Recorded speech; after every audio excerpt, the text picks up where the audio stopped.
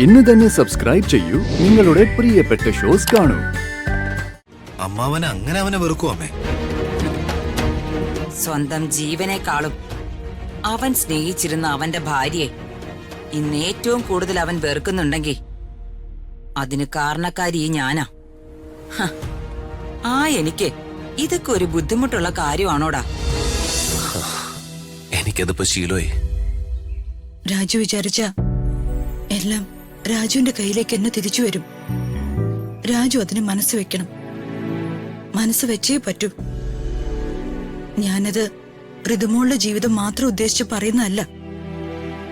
രാജു എനിക്ക് എന്റെ അനിയനെ പോലെയാ.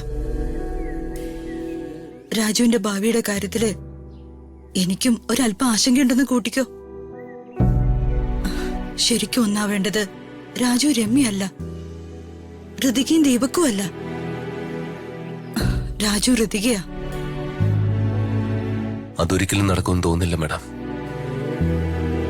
രാജു ഇല്ല മാഡം, എനിക്കതിനെ കുറിച്ച് പ്ലീസ് നമുക്ക് ഈ സംസാരം ഇവിടെ വെച്ച് നിർത്താം.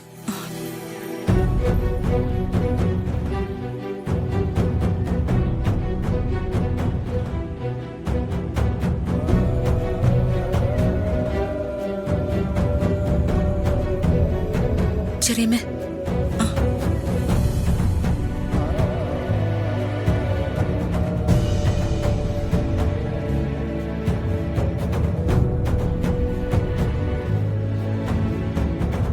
ഋതുമോൾ ഇവിടെ ഉണ്ടായിരുന്നോ? ഉണ്ടായിരുന്നു. ചെറിയമ്മ രാജുനോട് സംസാരിച്ചത് മുഴുവൻ ഞാൻ കേട്ടു. എന്താ ചെറിയമ്മ എന്റെ വിധി ഇങ്ങനായി പോയത്? മോളെ, ചെറിയമ്മെങ്കിലും എന്നെ മനസ്സിലാക്കുന്നുണ്ടല്ലോ. എനിക്ക് വേണ്ടി സംസാരിക്കാനെങ്കിലും ഒരാളുണ്ടല്ലോ. അതോർക്കുമ്പോ എനിക്ക് ആശ്വാസമുണ്ട് ചെറിയമ്മ. ഋതുമോളെ, നീ വിഷമിക്കണ്ട. നിന്റെ ആഗ്രഹങ്ങളൊക്കെ നടക്കും. അംബിക ചേച്ചിയുടെ ദുരുദ്ദേശം പോലെ ദീപക്കുമായിട്ടുള്ള വിവാഹം നടക്കില്ല. ചെറിയമ്മയെ പറയുന്ന. ഇല്ല ചെറിയമ്മ, എന്റെ പ്രതീക്ഷകളെല്ലാം നഷ്ടപ്പെട്ടു. രാജു പറഞ്ഞതുപോലെ ഇനി ഒഴുക്കിനൊത്ത് ജീവിതം പോട്ടെ എന്ന് ഞാനും വിചാരിക്കുന്നു. മോളെ, നീ അങ്ങനൊന്ന് ചിന്തിക്കല്ലേ. അങ്ങനൊന്നല്ല. നീ പ്രതീക്ഷ കൈവിടണ്ട. ദൈവമല്ലേ നമ്മുടെ കൂടെ. അത് ചെറിയമ്മ, എനിക്കിപ്പോ ആരെയും വിശ്വാസമില്ല. എന്നെ ഏറ്റവും കൂടുതൽ സന്തോഷിപ്പിച്ചതും എന്റെ ഒപ്പം നിന്നതും രാജുവാ. ആ രാജു വരെ എന്നെ ചതിച്ചു. എനിക്കിപ്പോ വലിയ പ്രതീക്ഷയുള്ള വിശ്വാസങ്ങളൊന്നുമില്ല. ദൈവമില്ലേ മോളെ? ദൈവോ? അങ്ങനൊരു വിശ്വാസവും പ്രതീക്ഷയെല്ലാം ഋതികയുടെ ജീവിതത്തിൽ ഇതുവരെ ഉണ്ടായിരുന്നു. പക്ഷെ ഇനി അങ്ങോട്ടില്ല.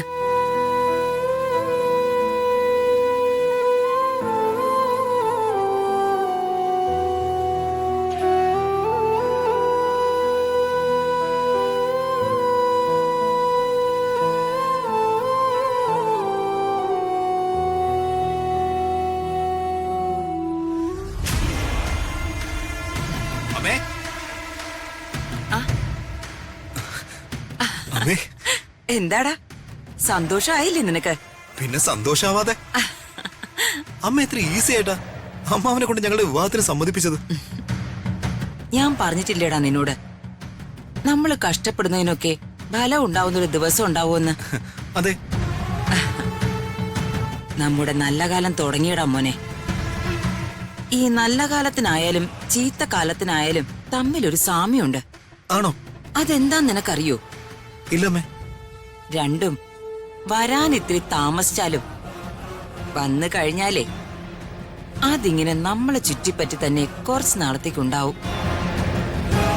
ഇപ്പോഴേ നമ്മുടെ നല്ല കാലം തുടങ്ങിയിരിക്കുക.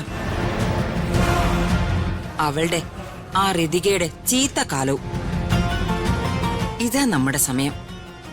ഈ സമയത്ത് നമുക്ക് ലഭിക്കുന്ന ഒരവസരവും പാഴാക്കാതെ ബുദ്ധിപൂർവം നീങ്ങിയ പെണ്ണും അതിനൊപ്പം പൊന്നും ആസ്തിയും പുഷ്പം പോലെ നമ്മുടെ കയ്യിലേക്ക് വരും. ഇത്രയ്ക്ക് സന്തോഷമുള്ള ഒരു സിറ്റുവേഷനിലും അമ്മ വെറുതെ നിന്ന് ഉപദേശിച്ച് ബോറടിപ്പിക്കാന്ന് തോന്നുന്നുണ്ടോ നിനക്ക്? ഏയ് ഇല്ലമ്മേ. എന്നും അമ്മ പറയുന്ന കേൾക്കുമ്പോഴല്ലേ എനിക്ക് നല്ലതുണ്ടായിട്ടുള്ളൂ. ഇനി നമ്മള് വളരെ ശ്രദ്ധിച്ച് ഓരോ ചുവടും മുന്നോട്ട് വെക്കണം. പഴയതുപോലെ അല്ല. ആ ശേഖരനും യാമിനിക്കും കുറച്ച് തണ്ടു കൂടിയിട്ടുണ്ട്. അവരുടെ ഭാഗത്തു നിന്ന് പോലും നിന്റെയും ഋതികയുടെയും വിവാഹം മുടക്കാനുള്ള ശക്തമായ ശ്രമങ്ങൾ നമ്മൾ പ്രതീക്ഷിക്കണം. മനസ്സിലായമ്മേ. എല്ലാം മുൻകൂട്ടി കണ്ട് ശ്രദ്ധിച്ച് ചുവട് വെച്ചാലേ എന്നെ ഋതികയുടെ വിവാഹം നടക്കുമെന്നല്ലേ അമ്മ പറഞ്ഞു വരുന്നത്? അമ്മ അമ്മയുടെ ബുദ്ധി ഉപയോഗിച്ച് എന്റെ ഋതികയുടെ വിവാഹത്തിന് അമ്മാനെ കൊണ്ട് സമ്മതം വാങ്ങിച്ചിട്ടുണ്ടെങ്കിൽ എന്റെ ഭാഗത്ത് നിന്ന് ഒരു പിഴവും വരാതെ ഞാൻ എന്റെ വിവാഹം നടത്തിയിരിക്കും. അമ്മാവന്റെ സർവ്വ സ്വത്തുക്കളും അമ്മയുടെ കാൽച്ചൂട്ടിൽ ഞാൻ വച്ചു തന്നിരിക്കും. ഇത് ദീപകിന്റെ വാക്കാ, അമ്മയുടെ മകന്റെ വാക്ക്. മിടുക്കൻ. അവനെ ഞാൻ എന്താ അമ്മ ചെയ്യണ്ടേ? രാജുവിനെയോ? സകലമാന സ്വത്തുക്കളും കയ്യിലേക്ക് വന്നിട്ടും അത് തട്ടിയെറിഞ്ഞ മണ്ടൻ. പക്ഷേ അവൻ പ്രതാപന്റെ വിശ്വാസം പിന്നെയും കാത്തു. മകളെ വേണമെങ്കിൽ രാജുവിന് വിവാഹം കഴിപ്പിച്ച് കൊടുത്തേക്കാമെന്ന് ചിന്തിക്കാൻ മാത്രം വലിയൊരു സ്ഥാനം അവൻ പ്രതാപന്റെ മനസ്സിലുണ്ടാക്കി. രാജുവിനി അപമാനങ്ങൾ ഏറ്റുവാങ്ങേണ്ട കാലമായിരിക്കണം. എല്ലാവരുടെയും മുന്നിലൂടെ ഈ വീട്ടിലിട്ട് നാണം കെടുത്തി അവസാനം ഇവിടെ നിന്ന് അവൻ സ്വയം ഇറങ്ങിപ്പോണം. അതിനെന്താ ചെയ്യേണ്ടേന്ന് ഈ അമ്മ നിനക്ക് പറഞ്ഞു തരാം. ശരിയമ്മേ. പ്രതാപന്റെ മനസ്സിൽ അവൻ ഉണ്ടാക്കി വച്ചിരിക്കുന്ന വിശ്വസ്തത അത് നമുക്കില്ലാതാക്കണം. പിന്നെ പതിയെ പതിയെ പ്രതാപൻ അവനെ മറന്നോളും, വെറുത്തോളും. അമ്മാവനെ അങ്ങനെ അവനെ വെറുക്കും അമ്മേ? സ്വന്തം ജീവനേക്കാളും അവൻ സ്നേഹിച്ചിരുന്ന അവന്റെ ഭാര്യയെ ഇന്ന് ഏറ്റവും കൂടുതൽ അവൻ വെറുക്കുന്നുണ്ടെങ്കിൽ അതിന് കാരണക്കാരി ഞാനാ. എനിക്ക് ഇതൊക്കെ ഒരു ബുദ്ധിമുട്ടുള്ള കാര്യമാണോടാ?